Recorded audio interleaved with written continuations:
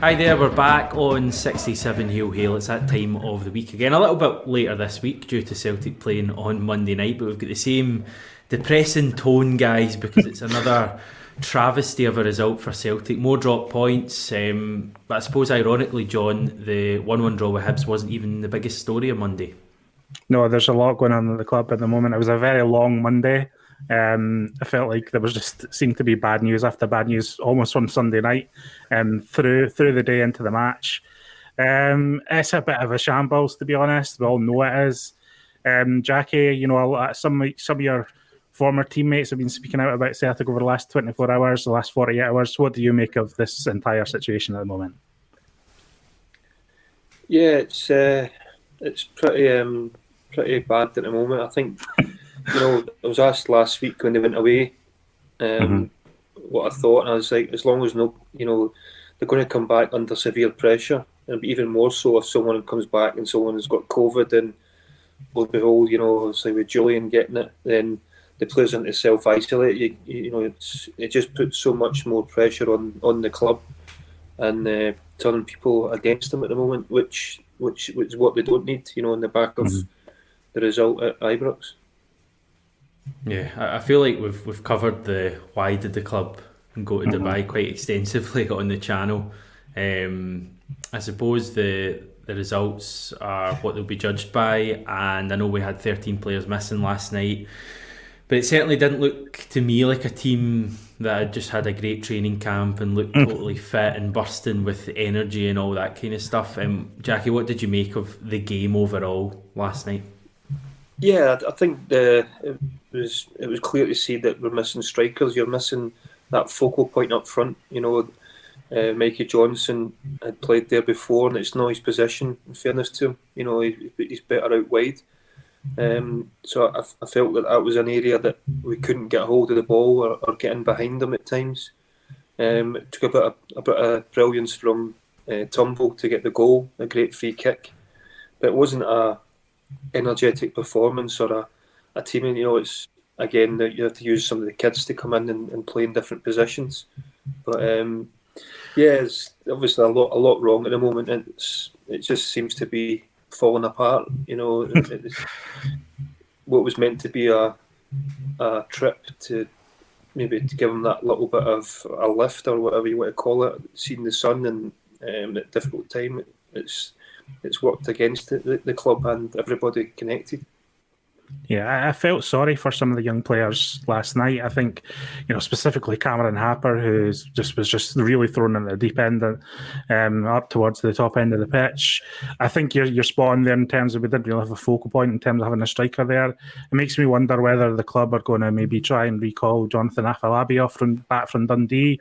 I know he's been playing more as a recognised centre forward for them over some stages of the season. I know he's kind of been coming off the bench for them over the last couple of weeks, but that's something that I'm wondering is going to happen ahead of the weekend because I thought it was very noticeable. It's a real struggle for the young players, but I was disappointed with some of the senior players last night. I'm thinking specifically people like Tom Rogic, who I'm a big fan of.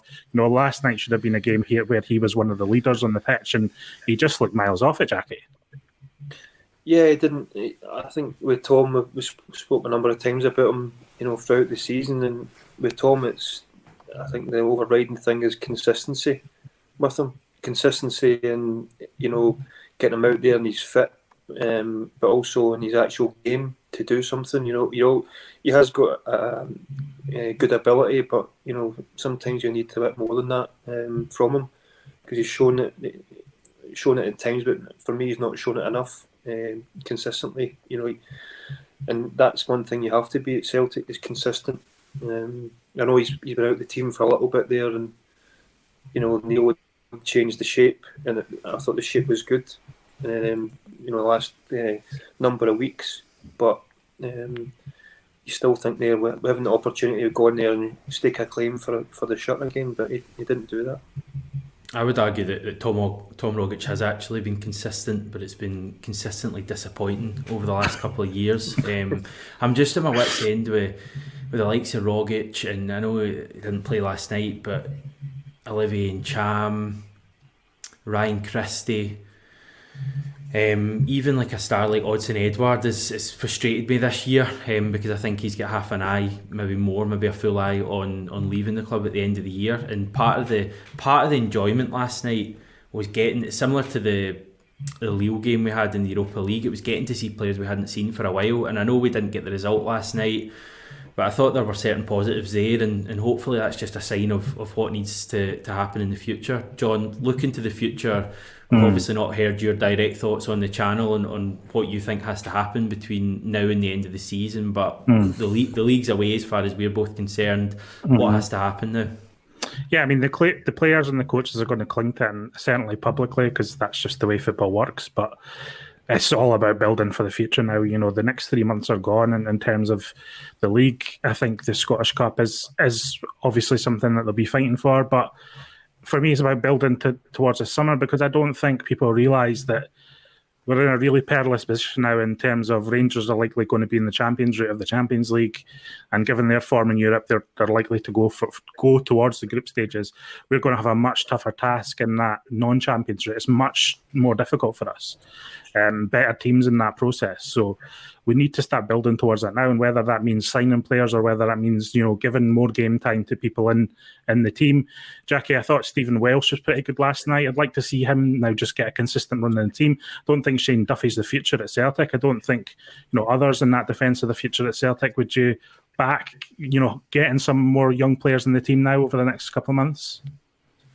I think you do that when it becomes. I think he'll do that when it becomes impossible to win the league. Right. You know, I think when it's done. Whereas, you know, again, up until last night, it was a tall ask to come back. But after last night, again, it just, you know, you actually see it going the other way. We'll drop more points than they will, rather than the way about. And that's just the feeling you have with watching the team. I know with players out last night and the team was out, but you just don't have that confidence in the team that we've had over the last number of years that they can go in that run. And so I don't think they'll put all the youngsters in just now. I think they'll wait until, you know, it's mathematically impossible to win the league. But, you know, it's saying about the Scottish Cup, you know, you don't know if the Scottish Cup will actually finish this season. You know, they've cancelled the lower leagues just now, and the way things are going just now, I wouldn't be surprised if they scrapped the Scottish Cup this year. So I think the focus, as you said, would be to start the rebuild for the qualifiers and give them enough time and see what they're doing the managerial side as well, with the players coming in. And it is a chance to see some of the younger ones later on, to see if they can handle the step up. You know, and I think the positive side that came out in the last number of weeks is the likes of Sorrow and Tumble coming in. They look like they could be in there for a number of years now, and you hope that's the case. You know, we can start finding one or two more that are ready for the step up, and it's a time to see with the players that want to be at the club, that want to be there and want to have a future at Celtic. The ones that don't, then it's the right time to move them on. Hamish, I'm going to ask you a bit of a tricky question. Obviously, I don't think Neil Lennon's got a long-term future at Celtic. I'm not expecting the club to drag him out of the stadium tomorrow in front of a congregation of fans, but Hamish, do you think the club should be at least communicating that they are thinking of a long-term future, and that, you know, Neil Lennon's going to be in charge from now until the end of the season, but they're looking at different options? Is it likely that they're going to do that? I think they've got to do it. They've promised to support that they would at least have the mid-season review at the start of the new year. Now, whether we've already had that via the Scottish Sun in that report saying that Dermot Desmond was going to stick by Neil Lennon until the end of the season, maybe that was it.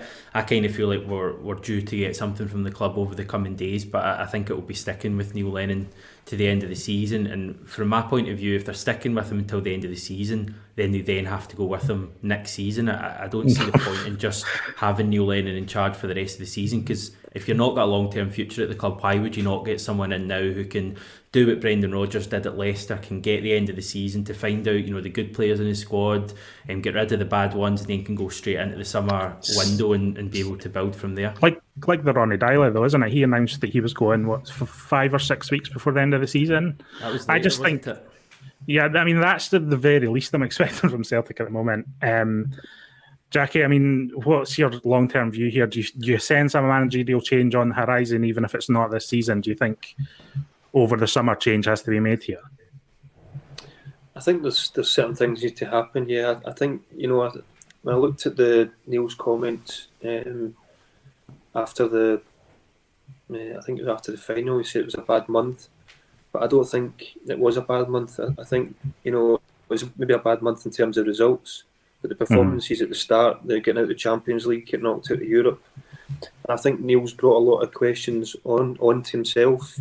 You know, when he talks about culture change, players not want there. So even when they're winning, when the team's winning, people are still asking questions. You know, it looks like there's a lot of things there that need to be addressed. If Neil isn't the man that they want to take forward, you know, and he spoke about players that don't want to be at the club. I think that has to be resolved. You have to have everybody 100% on the same page. I think it's disappointing how it's just sort of dwindling away this season. You know, yeah. I don't think any of us were surprised. The events the last couple of days, it just seems to be self-destruct at the moment at the club, and it has been, in all honesty, it has been from the start of the season with ball and goalie, different things like that, and it's just going on, and it's been made more of an issue. The performances haven't been what they have been in the last few years, as I said. So there's a lot of things I think need to be addressed, and absolutely. Hopefully, you know, sooner rather than later. I think, you know, a point that was made to be by another fan, you know, yesterday was that, you know, in all likelihood, Rangers are going to win the league now, and, you know, that is what it is. But that will be a lot easier to take if we can see Celtic taking steps forward and kind of trying to build some sort of momentum and plan going into next season. As you say, Jackie, it'll be a lot harder to take if it just dwindles and falls away, and there's, you know, this same old kind of closed shop communication between the club and the fans just continues. I don't think it's a tenable situation. They at least need to tell us what they're thinking, what they're planning for the future. That'll give everyone a bit of hope and belief, because the fans are there ready to back whatever's next, as long as the club you know, set out the plans that seem, you know, in line with the ambitions of a club of our size. I mean, that's what it is for me. If we can feel good about ourselves, Celtic, while Rangers are doing whatever they're doing, then, you know, I'll be much happier heading into next season. Yeah, I've come to terms with seeing Steven Gerrard lifting the trophy anyway. So you're right. If we can have something to be positive about, then yeah, it will detract from that. But, you know, looking ahead to what's going to happen with Neil, Lennon, John, I'll get you in, and then I'll get Jackie in after. But how do you think this is going to play out between now and the end of the season? Because I see no signs at all from the Celtic board, the hierarchy, they're even discussing the possibility of Neil Lennon moving on. I mean, the last thing we got was that he still had the full back, and he still was the right man to take us forward. I don't think they'll be looking at the Hibs draw as being Neil Lennon's fault in any way. I don't think they'll be looking at it being their own fault either, to the point. But I see no signs of them in the next few days coming out and saying, you know, Neil Lennon's going, even now or the end of the season. Yeah, I mean, a lot of people have been talking about lack of accountability over the last couple of days, pundits and fans, etc., and I do agree with that. You know, I don't want to get conspiratorial, but I do think at points the club are almost using Lennon as a shield in a way. Like, if Lennon goes, then immediately the club are under more pressure to make the structural changes that we've been talking about on this channel for the last, you know, few weeks and months, you know, with and without Jackie. So, I mean, the club are in a difficult situation, but I think they just need to be more open and honest with supporters, honestly. I would welcome a grown-up conversation with them, you know, if they wanted to have an extensive interview with Peter Lawwell. You know, I'd love to hear more from Nick Hammond. I'd love to hear more from the coaches in general. You know, it was actually interesting to hear from John Kennedy at the weekend, because we've not heard anything from him, talking about the scouting department and the training, etc. That's what I want more of over the next few years. If we're not going to win trophies, then that's the very least we can expect. How are you feeling moving forward, Jackie? How are you feeling about this situation in general? What Hamish has just been talking about? Do you think the club can kind of turn around perception and start to build to the future, or are they just going to stay stuck in their ways? No, I think there has to be some things happening. I think this year I think for the last number of years. This year has been all about trying to secure the 10. And I think things have been done differently this year than maybe they've done in the past.